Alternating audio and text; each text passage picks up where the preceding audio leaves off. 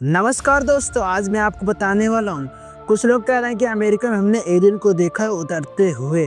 ये अमेरिका की कुछ तस्वीरें मैं आपको दिखाना चाहता हूँ। कुछ लोग कह रहे हैं हमने जयपुर में यूएफओ को देखा है। मैं जयपुर की कुछ तस्वीरें आपको दिखाना चाहता हूँ।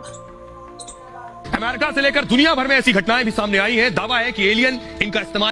कुछ लोग कह रहे हैं बामा वेगा ही पहले से भविष्यवाणी कर गए थे कि 2025 में आएंगे एलियन। मैं बामा वेगा की ही रिपोर्ट कुछ दिखाना चाहता हूं आपको। साल 2025 को लेकर कुछ भविष्यवाणियां कर दी हैं, जिससे आपकी चिंता बढ़ सकती है। हम चिंता शब्द का इंस्टाग्राम पे जो चल रही है ये न्यूज़ें, ये फेक हैं कि रियल है, आज मैं आपको बताने वाला हूँ। रिसर्च ऑफ एलियन की खोज किसने की, और ये जो पहले जो मन में हमारा एलियन शब्द आता है किसने पहले ही जिक्र किया था, आज मैं आपको पूरे समझते हैं हम इस वीडियो में पूरे डिटेल के साथ। तो मेरे चैनल पे जो नए आए हैं तो मेरे चैनल को प्लीज़ सब्सक्राइब कर दीजिए ऐसी इंफॉर्मेशन वीडियो देखने के लिए।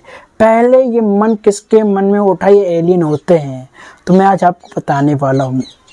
नेटली हेंस नामक एक लिखाएँ थी। उन्होंने बताया कि 200 साल ईस्वी 200 साल हजार पहले लुईस नामक वैज्ञानिक ने इसका जिक्र किया था कि हमारे पृथ्वी से और दूसरे सौरमंडल में एलियन भी रहते हैं और एलियन भी होते हैं। उन्होंने जिक्र किया था लुईस नामक लेखक ने। फिर इसके बाद 1960 ईस्वी में फ्रैंक डेंक नामक वैज्ञानिक आए थे।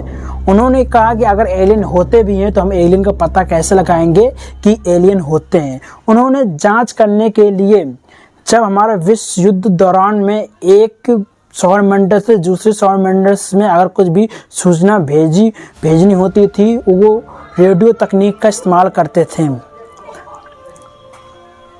तो उन्होंने फ्रैंक डेंक ने बताया कि हम यही इस्तेमाल करेंगे जब विश्व युद्ध के दौरान अगर एक सौरमंडल से दूसरे सौरमंडल अगर कुछ भी संदेश भेजना था तो हम रेडियो तकनीक का इस्तेमाल करते हैं। उन्होंने ऐसा किया।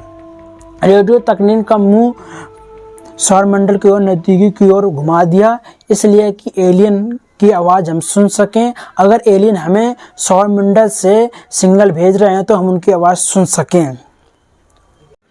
फिर इसके बाद सैंत सोसेट नामक वैज्ञानिक आते हैं। जब फ्रैंक डेंक नामक वैज्ञानिक ने पृथ्वी से सौरमंडल की ओर एलियन की सिग्नल सूचने के लिए रेडियो तकनीक का मुंह घुमा दिया था कि हम सिंगल उनके पकड़ सके। अगर एलियन हमको सूचना भेज रहे हैं तो हम उनकी बातें सुन सके। सेंट स्टोक नामक वैज्ञानिक आते हैं, तो वो 2 तार पर नज़र रखते हैं। जो रेडियो तकनीक का 2 तार होता है वो 2 तार पर नज़र रखते हैं। पहले तार पर उनको कुछ नहीं मिलता है, सिग्नल जो एलियन के होते हैं उनको कुछ नहीं मिलता है। दूसरे तार पर उनको कुछ आवाज़ सुनाई होती है, तो इस आवाज़ से साफ नहीं पता लगा सकता था कि ये एलियन की आवाज़ हो सकती है।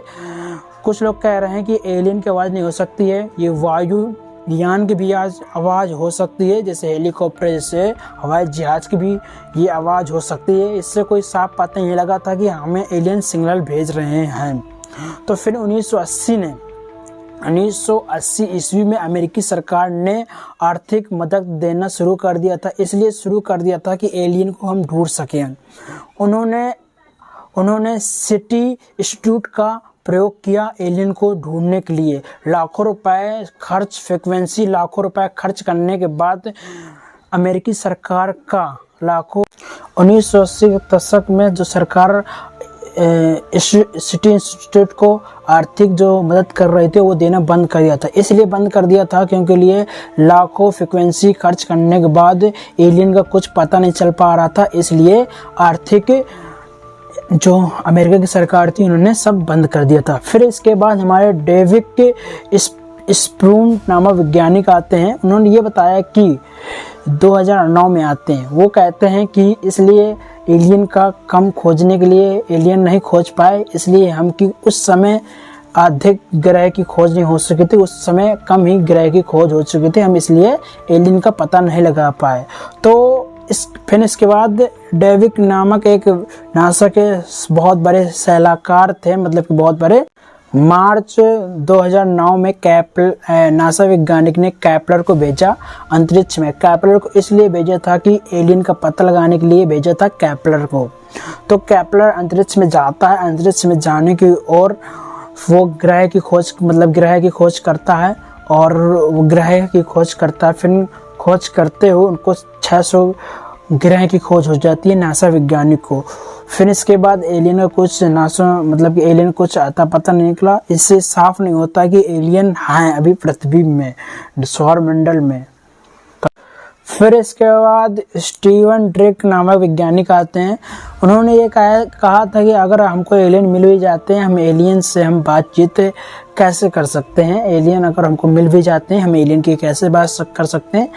तो वो कह रहे थे अगर दूसरों ग्रह से आया हुआ संक्रमण पृथ्वी में इंसान को नुकसान भी पहुंचा सकता है, वो बात कर रहे थे। अगर हम जिस सिग्नल को भेजने के लिए हम रेडियो तकनीक का इस्तेमाल कर रहे हैं, वो सिंगल सुन भी रहे हैं कि नहीं सुन रहे हैं, और ये कोई मैथ ही हो सकती है, मैथ से समझा सकते हैं एलियन को।